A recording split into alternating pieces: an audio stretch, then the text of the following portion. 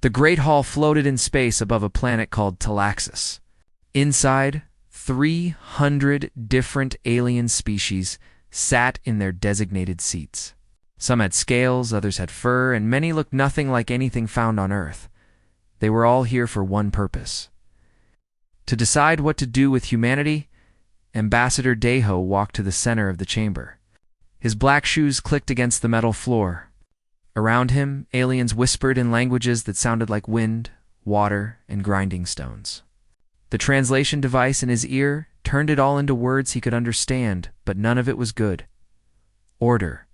We will have order. The voice belonged to Prelit Voss, a creature that looked like a giant mantis made of dark purple chitin. He was the chairman of the Galactic Council, and he did not like humans very much. We are here to vote on the matter of Species 739. The humans of Earth? Deho stood straight and tall. He wore his best suit, the one his wife had pressed for him before he left Earth 6 months ago. He wondered if he would ever see her again after today. The charge is clear, Voss continued, his mouthparts clicking together. The humans have violated Protocol Sigma-7. They sent quantum messages through restricted space zones. This is forbidden by galactic law, specifically Article 441 of our Covenant. We were trying to save lives, Deho said firmly. Our colony ships were heading into an asteroid field. We had to warn them. 12,000 people would have died. The law does not care about your reasons, said a voice from the left side of the chamber. It came from Ambassador Theron, a being made of living crystal who represented the Hierarch Alliance. Laws exist for order. Without order, there is chaos. You broke the law. There must be punishment. Deho felt his hands curl into fists. He forced them to relax. Getting angry would not help. We are asking for mercy, for understanding. We have been good members of this council for 200 years. We have shared our technology. We have helped other species. We have never started a war, which makes your violation even worse, Voss said coldly. You knew the laws. You chose to break them anyway. This shows disrespect for our entire system. A few voices rose in protest. Kareth, the representative of the Velen people, stood up. Her reptilian face showed concern. Surely we can discuss alternatives. Humanity has contributed much to our civilization. A fine, perhaps. Or restrictions on their expansion for a period of time. The law is clear about violations of protocol. Sigma-7 Theron's crystalline voice rang out. The penalty is exile. Permanent removal from all council space. Murmurs filled the chamber. Deho felt his heart sink. Exile meant humanity would lose access to 70 star systems where they had built colonies, research stations, and trade posts. It meant cutting off 2 million humans from their home. It meant isolation from the galactic community. I call for the vote, Voss announced. All those in favor of exile signal now. The chamber filled with light. Green, blue, violet, and colors that humans had no names for. Each light represented a species voting yes. Deho watched the counter climb on the central display. 200, 250 when it stopped. The number glowed in harsh red. 287 votes in favor of exile. Only 13 species had voted against it. Another dozen had abstained. But it did not matter. The galaxy had spoken, and they wanted humanity gone. It is decided, Voss declared, his voice carrying a note of satisfaction. Humanity is hereby exiled from all council territories. You have one standard cycle to remove all your people and belongings. After that, any human found in council space will be arrested and imprisoned. This session is now closed. The aliens began to file out of the chamber. Some looked satisfied. Others looked uncomfortable. A few would not meet Deho's eyes.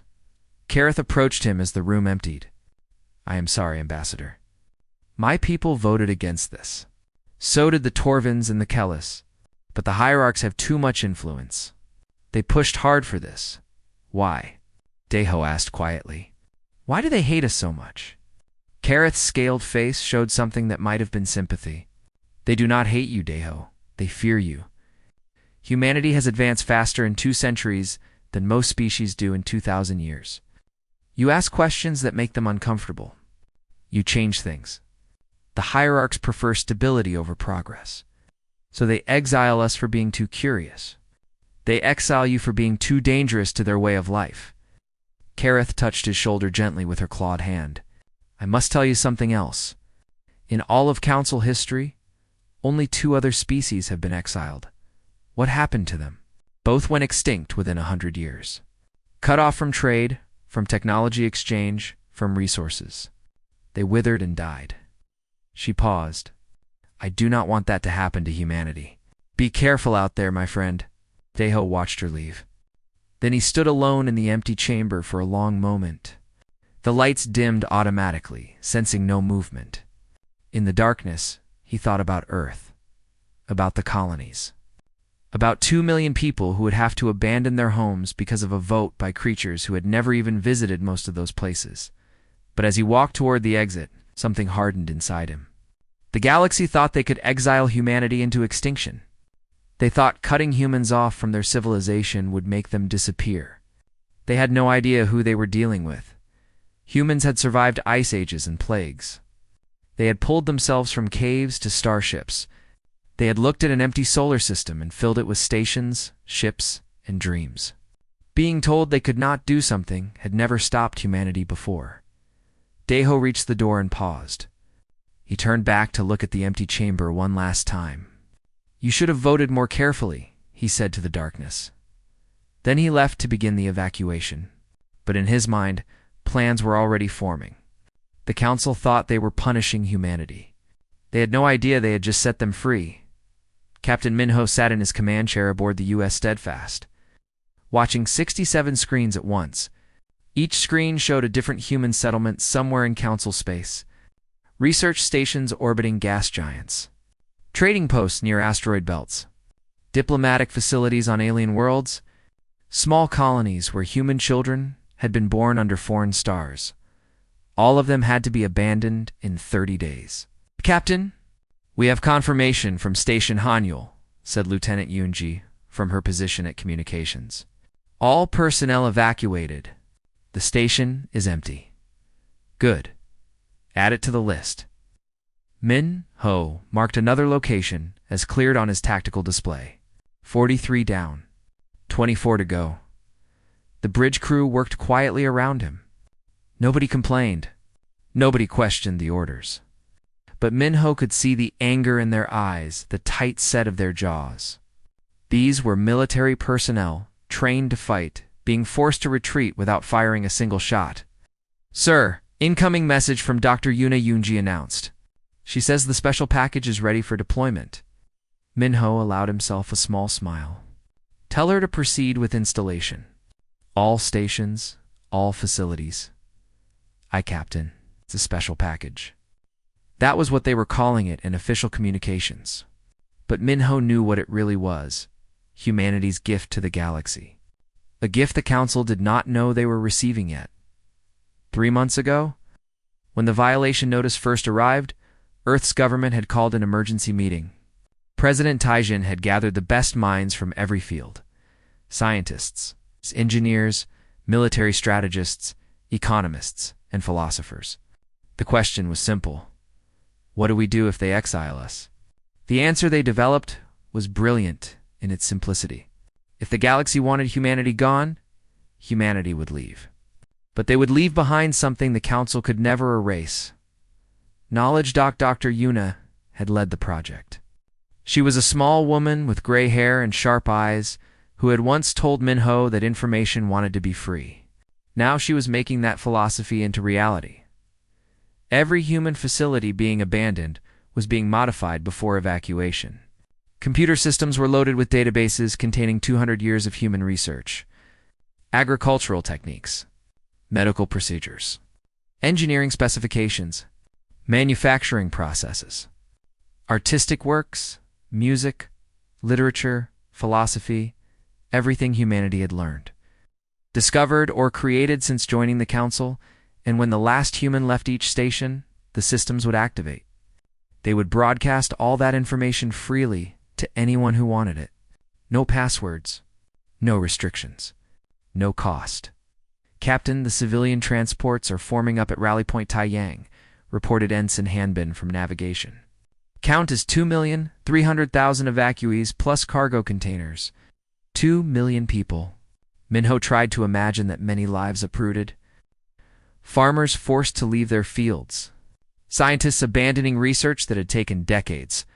Children leaving the only homes they had ever known. All because some aliens light years away had voted on a screen. Status on the outer colonies? Colony Jian reports complete evacuation. Colony Seojin is loading the last transport now. Colony Murray has a problem, though. Minho's attention sharpened. What kind of problem? They have livestock, sir. Cattle that were bred for the local environment over 3 generations. The colonists are asking if they can bring them. How many? 1,500 head. Minho did the math in his head. Space on the transports was tight, but not impossible. Tell them yes. Load the cattle. We are not leaving anything alive behind for the council to use. Aye, sir. The hours crawled by. More stations reported clear. More colonies finished loading. The fleet of human ships grew larger as vessels from across council space converged on the rally points. Minho watched it all happen with mixed feelings. This was the largest retreat in human history. But it was also the most organized. Sir, we are getting readings from the first abandoned stations, Yanji said. The packages have activated. Information is broadcasting on all standard frequencies. Are the council species picking it up? Yes, sir. We are monitoring communication networks. The Velans are downloading agricultural data. The Torvin Collective is accessing medical files. The Kellis Union just grabbed our water purification designs. She paused. Sir, they are taking everything. All of it. Minho nodded slowly. The council had exiled humanity to isolate them, to cut them off from galactic civilization. But information could not be isolated. Knowledge did not respect borders. Ideas could not be exiled. Let them take it, he said. Let them learn from it. Let them improve their lives with it. And let them remember who gave it to them. By day 28, all human personnel were out of council space.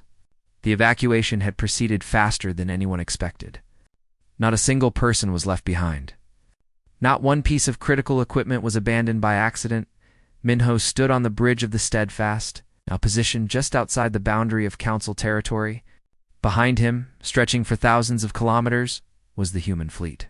Transport ships, cargo haulers, research vessels, and warships. Everything humanity had built in council space, leaving together. All ships report ready for departure, Youngji announced. Where are we going, sir? Asked Hanbin. Minho pulled up a star chart. Beyond council space lay vast regions of unexplored territory. Hundreds of star systems that no one had claimed. Thousands of planets waiting to be surveyed. Resources, space, freedom. We are going forward, Minho said simply. Full fleet. Set course for Sector Gion. We are going to build something new. As the fleet's engines ignited and ships began to move. Minho thought about the council's species who would wake up tomorrow to find humans gone. They would find empty stations and silent outposts. But they would also find libraries of knowledge freely given. Some would ignore it. Some would delete it. But some would use it. They would plant crops using human farming methods. They would cure diseases with human medical technology. They would solve problems they had struggled with for generations using human innovations. And slowly, whether they admitted it or not, they would change. The council had voted to exile Earth. They thought they were punishing humanity for breaking one rule. What they did not understand was that humans had spent their entire history breaking rules that did not make sense. It was how they had climbed from caves to stars. The galaxy wanted them gone. Fine, humanity would leave. But they would leave on their own terms, and they would leave their mark on the galaxy in ways the council could never erase. Captain, we are clear of council space, Hanbin reported. Minho looked at the view screen. Watching council territory shrink behind them, somewhere back there, 300 species thought they had one. Thought they had protected their precious stability. They had no idea the change had already begun. begun. 6 months had passed since the fleet left Council space. Ambassador Deho sat in his new office aboard Monitoring Station Hound, a massive orbital facility humanity had built just beyond the Kuiper Belt. From here, they could watch the galaxy without being part of it. The walls of his office were covered with screens, showing news feeds from across Council space. Deho had spent the last week doing nothing but watching and reading. What he saw was making him smile for the first time in months. The galaxy was changing. Minister Giwan is here to see you, his assistant announced. Send her in. Quan entered carrying a tablet and looking excited. She was usually calm and professional, so seeing her almost bouncing on her feet was unusual. You need to see this. The Velen Concordat just released their quarterly agricultural report. She handed him the tablet. Deho read through the statistics and his eyebrows rose. Crop yields up 40%? They are using our vertical farming techniques, the ones we left in the database. Every Velen farming colony has adopted them. Guan's grin widened. And the hierarchs are furious about it. I bet they are. Deho scrolled through more data. What did the hierarchs say? They demanded that the Velens stop using human technology immediately. They said it violates the spirit of the Exile. Guan laughed. The Velens told them that no law prohibits using abandoned information, and that their people are eating better than they have in 3 generations. Deho set down the tablet and walked to the main viewing screen. It showed a real-time map of Council space with markers indicating where human technology was being adopted. The markers were spreading like wildfire. Show me the full list, he said. G1 pulled it up. The Torvin Collective has implemented our medical imaging systems. Their hospitals can now diagnose diseases in hours instead of weeks. The Kellis Union is testing our water purification designs on their drought-affected colonies. The Merrick's Compact started using our mining efficiency algorithms and increased their output by 32%. 18 species have adopted some form of human technology in the last 6 months, and those are just the ones doing it publicly. Our signals intelligence suggests at least 30 more are using our data but not admitting it. How is the Council reacting? They are panicking. They have called 7 emergency sessions in 4 months. Each one ends in chaos because the delegates cannot agree on whether using human innovations breaks any laws. Technically, it does not. Exiled species cannot enter Council space, but their ideas are not exiled. Deho nodded slowly. This was exactly what Earth's government had predicted. The Council was built on control and stability. They maintained power by carefully managing technology and advancement. But humanity had dumped 200 years of unrestricted innovation into their lap, and now they could not put it back. There is more, G1 said, her voice quieter now. We are receiving communication requests, unofficial ones, routed through neutral third parties. 17 species want to establish trade relations with us outside Council jurisdiction. This surprised Deho. Trade. For what? Everything.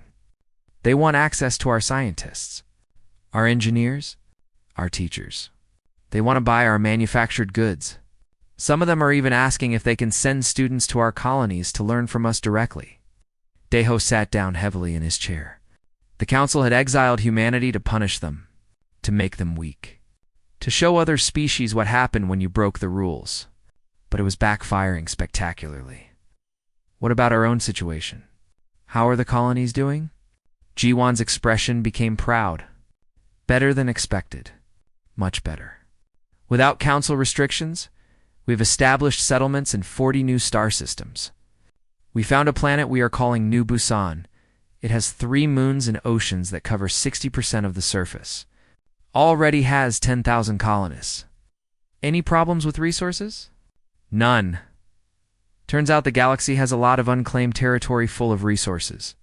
We are not competing with Council species anymore, so we can take what we need. She pulled up more data. Population growth is exceeding projections. Birth rates are up because people feel optimistic about the future. And we are getting applications from scientists who want to work without Council bureaucracy slowing them down. Oh? Deho stood and looked at the screens again. One showed a Velen news broadcast talking about the farming improvements. Another showed Torvin doctors using human-designed scanners. A third displayed Kellis children drinking clean water for the first time in their lives. They exiled us thinking we would wither and die, he said quietly. Instead, we are thriving, and we are pulling them forward whether they like it or not. Oh. What is our next move? Kiwan asked. Before Deho could answer, his communication panel beeped. His assistant's voice came through. Sir, you have an urgent message. High-level encryption. It is from Envoy Karath of the Velen Concordat. Deho and Jiwan exchanged glances. Karath had been one of the few council members who voted against the exile. Put it through. Karut's reptilian face appeared on the screen. She looked nervous. Ambassador Deho, I apologize for the irregular communication channel, but what I have to say cannot go through official council networks. I understand. What can I do for you, Karath? It is not what you can do for me. It is what we want to do for all of us. There are 47 species that are unhappy with the Council's current direction. We have been meeting in secret. We want to form something new. A coalition based on cooperation instead of control. Progress instead of stagnation. Merit instead of tradition. Deho leaned forward. Go on. We want humanity to join us. More than that, we want humanity to help lead us. You have shown us what is possible when innovation is encouraged instead of punished. When knowledge is shared instead of hoarded. We want to build a new system based on those principles. This would basically split the council in half, Deho said carefully. The council is already splitting. Species are choosing sides whether they admit it or not. Those who want to grow are moving toward humanity's example. Those who fear change are clinging to the hierarchs. Karath's eyes were intense. We are asking you to meet with us, officially, in neutral space. To discuss forming this coalition, Juan was already pulling up analysis. She showed Deho her tablet. The 47 species Karath mentioned represented about a third of council membership. But more importantly, they included most of the economically productive species. They controlled major trade routes and resource-rich systems. If we do this, there is no going back, Deho said to Karath. The hierarchs will see it as a direct challenge to their authority. They already see everything as a challenge to their authority. That is the problem. Karath's face softened. My people are eating, Deho. For the first time in my lifetime, no Velen child goes hungry. We did that with knowledge you gave us freely when you had no reason to be generous. How can we not support you now? Deho looked at Jiwan. She nodded slightly. He made his decision. We will attend the meeting, he said. But I need something from you first. A promise that in this new coalition, no species will ever be exiled for trying to save lives. No being will be punished for innovation. We build this on the principle that progress is not a crime, Karath said immediately. That will be our founding principle. After the call ended, Deho and Juwan sat in silence for a moment. The council exiled us 6 months ago, Juwan finally said. Now we are building something that might replace them entirely. Deho smiled. Humanity has always been good at turning disadvantages into opportunities. They tried to punish us. Instead, they freed us from their restrictions and gave us a reason to build something better. He looked at the screens, showing the changing galaxy. We adapt. We overcome. We refuse to accept that any door is truly closed. That is what humans do. And now the galaxy is learning that lesson too. The diplomatic vessel Harmony was the largest ship ambassador Deho had ever seen. It was 3 kilometers long, built by combining technology from 15 different species.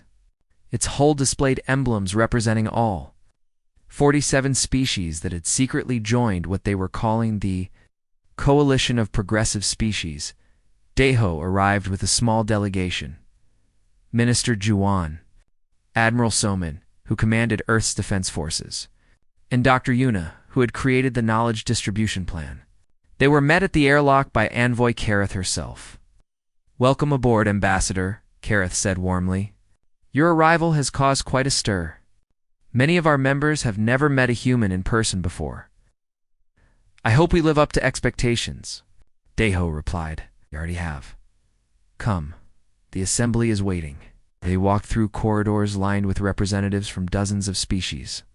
Some looked like animals Earth might have evolved if history had gone differently. Others were completely alien, beings of energy, creatures that floated in tanks of liquid, things that communicated through color changes in their skin. But all of them stopped and watched as the humans passed. Some nodded respectfully. A few made gestures, Deho's translator said, were signs of honor. The main assembly chamber was circular and huge. Seats rose in tiers around a central platform where speakers would stand. As Deho entered, the assembled delegates all rose to their feet. The gesture was so unexpected that Deho actually stopped walking. "They're showing respect," Kareth whispered. "For what your species did. For what you gave us when you had no obligation to do so." Deho felt a lump in his throat. These beings represented billions of citizens across dozens of worlds, and they were standing for him. He made his way to the platform. When he reached it, he turned to face the assembly. "Please be seated. I am just one person representing one species. We are all equal here." As they sat, Ambassador Thalen of the Merrick's Compact stood. He was a tall being covered in golden fur. "Ambassador Deho, we have asked you here because the current galactic system is failing. The exile of humanity was only the most obvious example. For too long, the Council has punished innovation and rewarded stagnation. We want to build something different." Delegate Viren, who represented a species of floating jellyfish-like beings, added her voice. "Your people gave us everything when you were exiled. Agricultural techniques, medical technology, manufacturing processes, all freely shared. In 6 months, our species has advanced more than we did in the previous century under Council guidance." "Why?" asked a crystalline being from the back. "Why did you help us when we voted to exile you?" Dr. Yuna stood to answer that question. "Because knowledge is not a weapon to be hoarded. It is a gift to be shared. When humans discovered fire, we did not keep it secret from our neighbors. When we learned to farm, we taught others. When we reached the stars, we wanted to share them. That is who we are." "The Council does not think that way," said another delegate. "They ration technology. They control advancement. They maintain power by keeping most species dependent on the few who hold the keys to progress." Admiral Soman spoke up. "That system might provide stability, but it also creates resentment. And it prevents the galaxy from reaching its full potential. Imagine what could be accomplished if all species shared knowledge freely. If innovation was rewarded instead of punished." Envoy Kareth gestured for attention. "That is why we are here. We represent 47 species who are tired of the old way. We want to create a new coalition based on cooperation, shared knowledge, and mutual respect. And we want humanity to help us lead it, not to lead it," Deho corrected quickly. "To help build it. There is a difference. If we simply replace the hierarch's authority with human authority, we have learned nothing. This coalition must be built on true equality." The assembly murmured approval. Minister Jiwan stepped forward. "We have prepared a framework for discussion, a set of principles that could guide this new coalition." Holographic display that showed the proposals floating in the air, where everyone could see them. The first principle appeared. No species shall be punished for innovation or for attempting to preserve life. Deho explained, "This is the most important one. Humanity was exiled for trying to save 12,000 people. That should never happen again. Progress and compassion must be virtues, not crimes." The second principle materialized. All knowledge and technology shall be shared freely among coalition members. Dr. Yuna took this one. No more rationing of advancement. No more controlling access to technology. If one species makes a breakthrough, all species benefit. This will accelerate progress for everyone. The third, disputes shall be resolved through mediation and consensus, not through authority and decree. Admiral Soman addressed this. "The Council rules by fiat. Leaders make decisions and expect obedience. We propose that coalition members work together to solve problems. It will be slower sometimes, but it will be fairer. More principles followed: economic cooperation, cultural exchange programs, joint research initiatives, democratic decision-making, mutual defense. Each one was discussed, debated, and refined by the assembly. Hours passed. Delegates asked hard questions. How would resources be shared? What if species disagreed on fundamental issues? How would they defend themselves if the council reacted with military force? What about species who wanted to join later? The humans and coalition founders worked through each concern. They drew on examples from Earth's own history, both successes and failures. They incorporated ideas from the coalition species based on their own experiences. Finally, as the station's day cycle was ending, Envoy Kareth called for a vote. We have talked enough. Now we must decide. Do we move forward with creating this coalition based on these principles? One by one, species signaled their agreement. The vote was unanimous. All 47 founding members approved. But then Delegate Mirren of the Torvin Collective stood. She was an elderly being whose species had been part of the council for over 1,000 years. I have a proposal. We have talked about leadership being shared and equal, but we also need someone to speak for us to the galaxy, someone whose voice will be heard and respected. I nominate Ambassador Deho to be the coalition's first spokesperson. Deho started to object, but Kareth cut him off. Not as a ruler, not as an authority, as a voice, someone to represent our ideals to the rest of the galaxy. The role would be temporary, rotating to different species every 2 standard cycles. The vote happened before Deho could protest further. It was again unanimous. As the assembly broke up for rest and meals, species came to speak with the human delegation. They shared stories of how human technology had improved their lives. A Velen farmer whose family now had enough food, a Torvin doctor who had saved a child's life using human medical scanners, a Kellis engineer who had brought water to a dying colony late into the night. Deho stood with his delegation in a private room looking out at the stars. Admiral Soman was reviewing security protocols. Dr. Yuna was already working on knowledge-sharing databases. Minister Jiwan was drafting formal announcements. We came here as exiles, Soman said quietly. Outcasts who had been thrown away by the galactic community. Now we are helping to build a new one. The council wanted to make us weak by cutting us off, Jiwan added. Instead, they made us strong by forcing us to find our own way. And now others want to follow that path. Dr. Yuna smiled. They exiled us for breaking one outdated rule. They did not realize that humans have spent their entire existence breaking rules that did not serve the greater good. It is how we survive. How? We grow, how we build better futures. Deho looked at the stars and thought about Earth. Messages would take weeks to reach home. But he knew what the response would be. Earth's government would support this coalition. The human people would embrace it. Because this was what humanity had always wanted. Not to dominate the galaxy, but to be part of something bigger. To cooperate, to share, to grow together. The council had voted to exile Earth.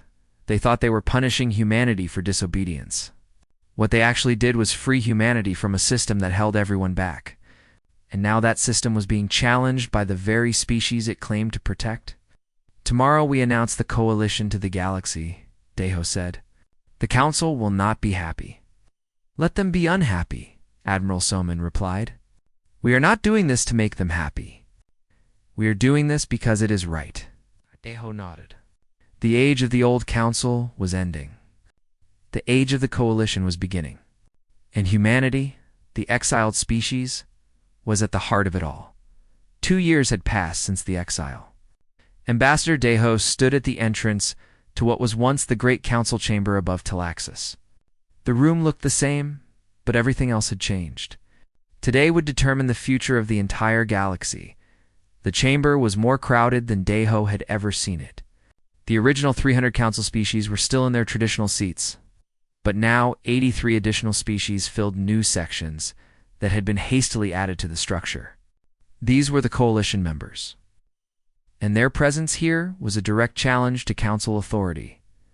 Prelate Voss called the assembly to order, its mandibles clicking with obvious irritation.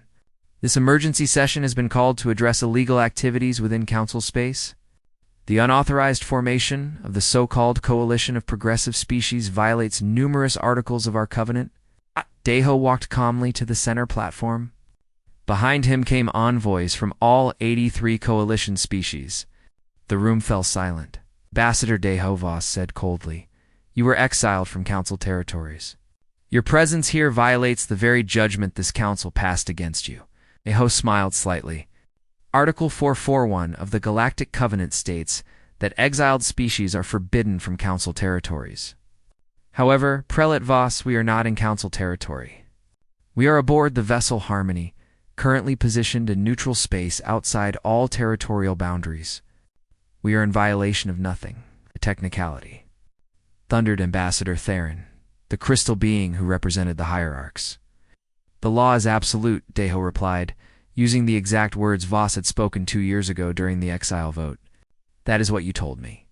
Or have the rules suddenly become flexible when they no longer serve your purposes? Murmurs rippled through the chamber. Some council species looked uncomfortable. Others looked angry. The coalition members remained silent, waiting. Envoy Karath stood. Her voice carried through the chamber without needing amplification. The Coalition of Progressive Species represents 83 species, including 47 who were council members until today. We collectively represent 41% of the galaxy's total population and 53% of its economic output. We are here to propose a fundamental change to how the galaxy is governed. What followed was 6 days of intense debate. The coalition presented evidence systematically, building their case piece by piece like constructing a building from the foundation up. Dr. Yuna presented data on technological advancement. She showed graphs proving that in the 2 years since humanity shared its knowledge freely, coalition species had advanced faster than they had in the previous century under council guidance.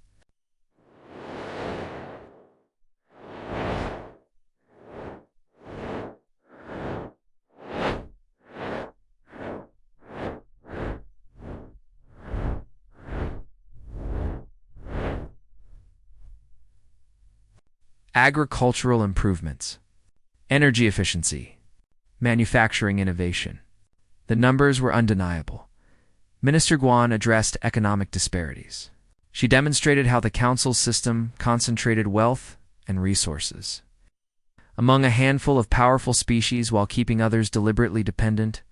Coalition species, by contrast, seen average income increases of 34% through free trade and knowledge sharing. Admiral Soman discussed security. The council claimed their authority prevented wars. But Salman showed records of dozens of conflicts that the council had either ignored or failed to resolve. Meanwhile, the coalition had developed mediation protocols that had successfully prevented 3 potential wars before they started. Species after species from the coalition spoke. A Velen farmer described how her family ate well for the first time in generations. A Torvan doctor explained how he could now save lives that would have been lost before. Akela's mother talked about her children drinking clean water. A Merrick's engineer detailed how efficiency improvements had created thousands of new jobs. These were not statistics or theories. These were real beings whose lives had been changed. The council fought back. The hierarchs argued that the coalition was abandoning tradition. That rapid change was dangerous. That the old system had maintained galactic peace for thousands of years. That humanity was corrupting other species with reckless innovation. Reckless? Dr. Yuna asked when it was her turn to respond. We gave you medical technology that has saved millions of lives. We shared farming methods that ended hunger on 17 worlds. We offered manufacturing processes that created prosperity across 30 systems. What exactly was reckless about helping people? You disrupted the natural order. Theron insisted. The natural order was millions going hungry while food rotted in storage because transportation costs were too high, Deho said quietly. The natural order was watching children die from diseases we could cure because the treatment was rationed by bureaucracy. The natural order was accepting suffering as inevitable instead of solving it. If that is order, then disruption is a virtue. On the third day, something unexpected happened. One of the original council species, the Piran Dominion, stood and announced they were joining the coalition. They were followed by 2 more species on day 4, 3 more on day 5. The council was fracturing in real time. By day 6, the debate had exhausted all arguments. Prelate Voss called for a vote on the coalition's proposal to adopt a new system of galactic governance based on the principles of cooperation, shared knowledge, democratic decision-making, and progress. All in favor of the new covenant, Voss announced, his voice betraying defeat. The chamber filled with light. More lights than Deho had seen during the Exile vote. Green, blue, violet, gold, and colors beyond human perception. Species after species signaled their support. When the count finished, the number glowed.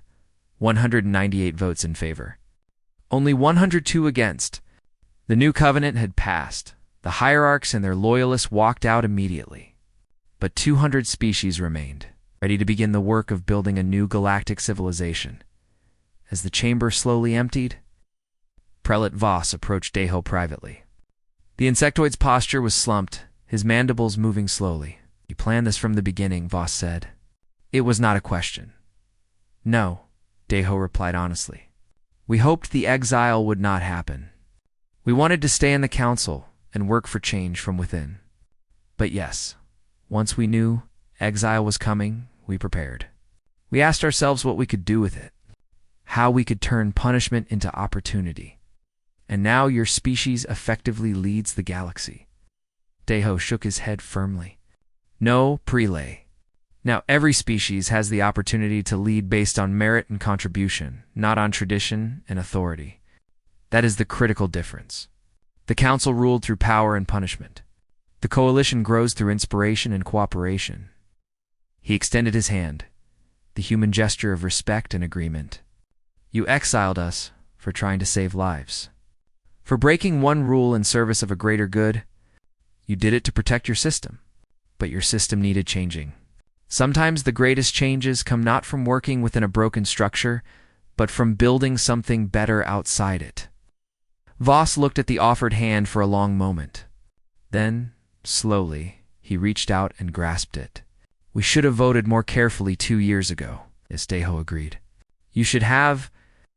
Over the following months, the coalition transformed galactic civilization. New communication networks were established connecting all member species. Research centers were built where scientists from dozens of worlds worked together. Trade agreements were signed that benefited all parties equally. Educational exchanges brought students and teachers across thousands of light years. The hierarchs and their loyalist species retreated into their own territory, maintaining the old ways. Some predicted they would attack the coalition eventually. Others thought they would slowly decline into irrelevance.